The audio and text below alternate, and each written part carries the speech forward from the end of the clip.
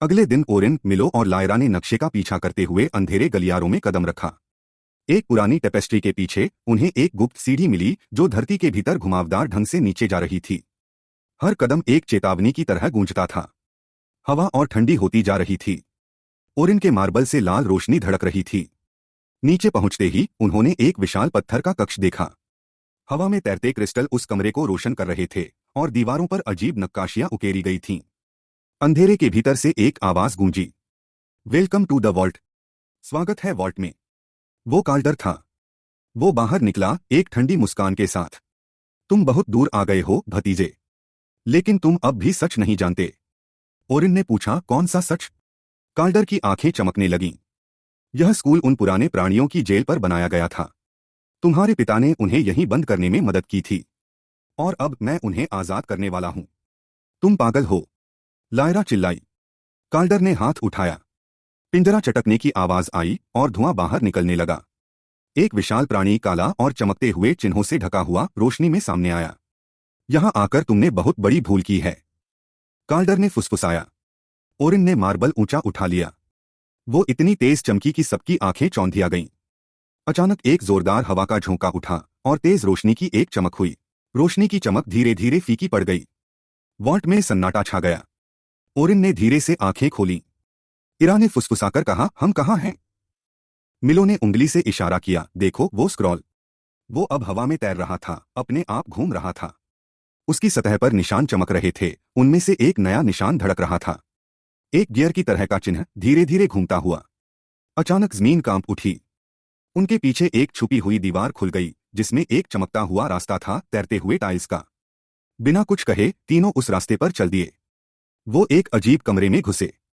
कमरे में सब कुछ घड़ी की तरह चल रहा था, गियर्स, कॉग्स और लीवर्स, जैसे किसी मशीन का दिल धड़क रहा हो। बीच में एक बड़ा गोल मंच था और उसके ऊपर हवा में एक यंत्र मंडरा रहा था। वो किसी घड़ी जैसा लग रहा था, लेकिन उसमें घड़ी की सुइयां नहीं थीं।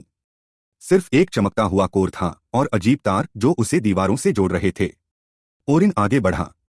यही तो था जो मार्बल मुझे दिखा रहा था। जैसे ही वो करीब गया, उसके हाथ का मार्बल घूमने लगा। तभी एक आवाज सुनाई दी, मशीन जैसी, गूंजती हुई, लेकिन इंसानी नहीं। पहचान की पुष्टि, ओरिन रेन, क्लॉकमेकर का वंशज। अंतिम प्रक्रिया शुरू की जा रही है। दीवारें सितारों, समय के प्रतीकों और जीरो में जकड़े प्राचीन सायों से जगमगाने लगीं। अचानक वॉल्ट में मिला प्राणी फिर से दिखाई दिया, इस बार मांस में नहीं बल्कि रोशनी के रूप में। मिलो की सांस रुक गई। हमने इसे मिटाया नहीं, हमने इसे रोका था। काल्डर की आवाज गूंजी, शरीर के बिना। क्लॉकमेकर का यंत्र समय को बांधता है और सिर्फ ओरिन ही सील तोड़ सकता है। लायरा ने ओरिन की तरफ देखा।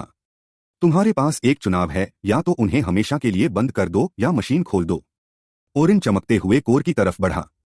उसका हाथ कांप रहा था। फिर वो मुड़ा और बोला, मुझे पहले सच जानना होगा, मेरे पिता के बारे में और उन पुराने लोगों के बारे में। अचानक एक छुपा हुआ पैनल क्लिक की आवाज के साथ खुल गया। अंदर एक पत्र था, ओरिन के पिता का लिखा हुआ। जैसे ही ओरिन ने हाथ बढ़ाया, स्क्रीन काली हो गई। मशीन से एक तेज आवाज आई। समय कांच की तरह टूट गया। ओरिन अब वॉल्ट में नहीं था। वो स्कूल के एक अजीब रूप में खड़ा था। हर तरफ सन्नाटा था। लोग परछाइयों की तरह थे। सब कुछ किसी सपने जैसा लग रहा था। वो एक यादों के जाल में फंसा हुआ था, एक चाल जो पुराने प्राणियों ने बनाई थी ताकि लोग अपनी ही बीती जिंदगी में खो जाएं। उसे पुरानी यादें दिखाई देने लगीं। उसके पिता उसे घड़ी ठीक करना सिखा रहे थे। लायरा घड़ी की मीनार के पास हंस रही थी। लेकिन कुछ तो गलत था। असल दुनिया में मिलो और लायरा अब भी वॉल्ट में थे। ओरिन गायब था। उन्होंने ओरिन के पिता द्वारा छोड़ा गया चमकता हुआ पत्र खोला। उसके अंदर एक पहेली थी। मन को मुक्त करने के लिए उस घंटे को खोलो जो कभी था ही नहीं। लायरा को एक पुरानी कथा याद आई, एक रहस्यमय 13वां घंटा जिसे कोई घड़ी नहीं दिखाती। वे बाग में पुराने सूरजघड़ी सनडायल की ओर दौड़े। जब मार्बल की लाल रोशनी सही जगह पर पड़ी, 13वां घंटा शुरू हो गया। यादों के जाल के भीतर ओरिन को उसका चाचा काल्डर दिखाई दिया। लेकिन काल्डर जवान लग रहा था। वो दुखी था, दुष्ट नहीं। मैंने कभी शक्ति नहीं चाही, काल्डर ने कहा। मैं तो सिर्फ तुम्हें बचाना चाहता था। लेकिन समय भूखा होता है, वो सब कुछ छीन लेता है। ओरिन अब सब समझ गया था। वो मशीन सिर्फ ताकत के लिए नहीं थी, उसे आत्माओं को बंद करने और पुराने प्राणियों को रोकने के लिए बनाया गया था, लेकिन इसकी कीमत बहुत भारी थी। सनडायल के पास मिलो और लायरा ने जोर से ओरिन का नाम पुकारा। मार्बल चमक उठा। रोशनी यादों के जाल को चीरती चली गई। समय टूट गया।